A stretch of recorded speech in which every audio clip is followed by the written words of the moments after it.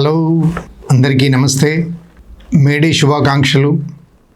నేను రెవెన్యూ ఉద్యోగిని అయినప్పటికీ 78లో గ్రాడ్యుయేషన్ అయిపోగానే 79లో పటంచెరువులో, 80లో ముత్తంగి, 81, 82, 83 వరకు కూడా కంపెనీలో పనిచేశాను. అప్పుడు అర్థం అయ్యేది నాకు మేడే అంటే ఏంది, ఎంత ఉత్సాహంగా ఉంటాం. ప్రపంచ ప్రజలకు ఒక ఉత్సాహపూరితమైన దినం అది. హే మార్కెట్, చికాగో నగరంలో 2 చనిపోయారు. ఎన్నో గంటలు పని చేయాలి కాదు, మాకు 8 గంటల పనే కావాలి. ప్రకృతిని ఎలా డిసైడ్ చేశారంటే, ఒక కుటుంబం 8 గంటలు పని చేయాలి, శ్రమించాలి, 8 గంటలు నిద్రపోవాలి, 8 గంటలు కుటుంబానికి కేటాయించాలి. అలా ఉండేది కాదు ఆ రోజుల్లో. ఎన్ని గంటలు, అసలు లెక్కలేని గంటలు పని తీసుకున్నారు. హక్కులు లేవు, లేబర్ రైట్స్ లేవు, పోలీస్ పవర్ ఉంది, జస్టిస్ లేదు. ఈ మూడిటికి న్యాయం జరిగిన రోజు మేడే ఫస్ట్. వాళ్ళంతా ఒక ఉధృతమైన ఆలోచనతోని ఒక శాంతియుతమైన ప్రొసెషన్ తీసి, అయినా కూడా పోలీసులు ఏం చేశారు, ఒక భయంకరమైన కాల్పులు జరగడం వల్ల ఒక 2 కార్మికులు చనిపోయారు.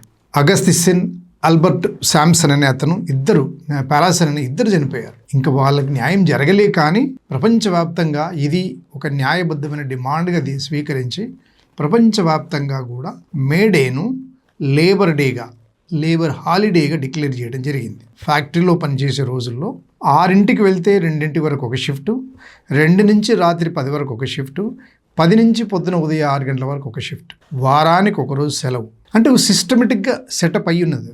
ఇవి గతకాలపు జ్ఞాపకాలను నెమరు వేసుకోవడానికే ఈనాడు మేడే వర్ధిల్లాలి, మేడే కార్మికుల దినోత్సవం, కర్షకుల దినోత్సవం కాదు. ఇది కేవలం ఒక ఇండస్ట్రీలో, ఒక ఉత్పత్తి రంగంలో పనిచేసేటువంటి వ్యక్తులకు సంబంధించినటువంటి హక్కుల దినం.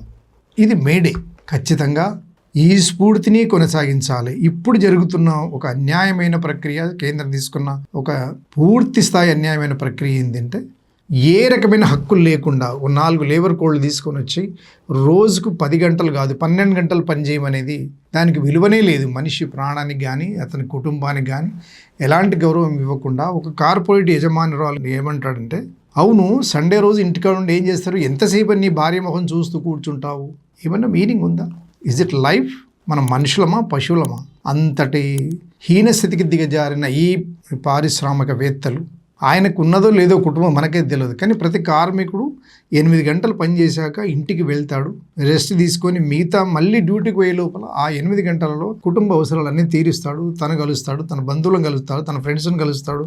అంటే ఒక జీవితంలో తనకుండే ఒక పరివర్తనాత్మక, ఒక మంచి నిర్ణయాలు తీసుకోవడానికి, ఆలోచించడానికి ఉండే ఒక జీవన శైలి, జీవన ప్రవాహం అది. అవన్నీ అమలు చేయడం కొరకే పారిశ్రామిక వివాదాల చట్టం వచ్చింది, లేబర్ లాస్ వచ్చినాయి, లేబర్ కమిషనరేటు, దానికి ఒక మంత్రి, ఇవన్నీ ఉన్నాయి. ఎక్కడ ఏ ఉల్లంఘనలు జరిగినా కూడా కోర్టుకు వెళ్ళి తెచ్చుకున్న సందర్భాలు ఎన్నో ఉన్నాయి. కాబట్టి ఈ మేడే స్ఫూర్తిగా ప్రపంచంలో కాదు, భారతదేశంలో ఉన్న చిన్న స్మాల్ స్కేల్ ఇండస్ట్రీస్ నుంచి మొదలుకొని పెద్ద స్థాయి కంపెనీ వరకు కూడా ఈ మేడేను ఖచ్చితంగా జరుపుకోవాలి, మేడేను గుర్తుంచుకోవాలి.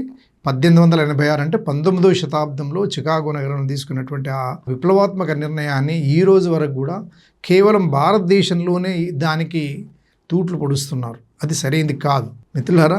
అంటే ఎంత హ్యాపీగా ఉంటుంది ఆ మేడే రోజు. ఎన్నెన్నో పండుగలు జరుపుకుంటారు అందరు ఎంప్లాయీస్ అంతా. దాన్ని కూడా మనం అగౌరవపరుస్తున్నాము.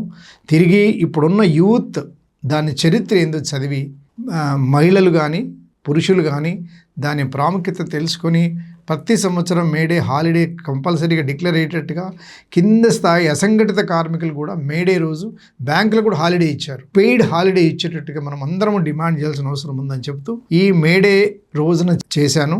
ఇది తప్పకుండా నేను ఒక కార్మికుడిగా అక్కడ ఫ్యాక్టరీలో పనిచేసే రోజుల్లోనే నేను ఎగ్జామ్ రాసి తర్వాత అక్కడి నుంచే తిరిగి ప్రభుత్వ ఉద్యోగుల్లో చేరాను. కాబట్టి నేను ఒక 3.5-4 సంవత్సరాలు ఒక ఫ్యాక్టరీ ఎంప్లాయీగా మేడేను దాని యొక్క స్ఫూర్తిని ఎంజాయ్ చేసిన వ్యక్తిగా మీకు అందరికీ ఒక మెసేజ్ ఇద్దామని ఈ వీడియో చేసిన. దయచేసి చూడండి, అందరికీ మెసేజ్ పంపండి, లైక్ చేయండి, సబ్స్క్రైబ్ చేయండి కోరుతూ ధన్యవాదాలు. Thank you very much.